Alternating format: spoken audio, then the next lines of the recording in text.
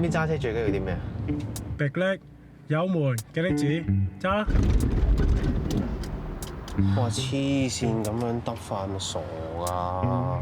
我真係冇事咯。係咪㗎？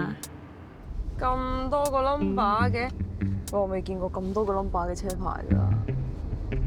哦，但係點解呢一度電單車仲係紅牌嚟嘅？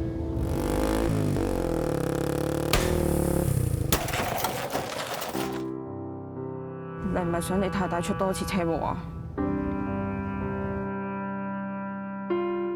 由細到大，我都好中意車，因為似乎喺架車上面，我先可以控制到一啲嘢。其實你知唔知我想你點啊 Sorry，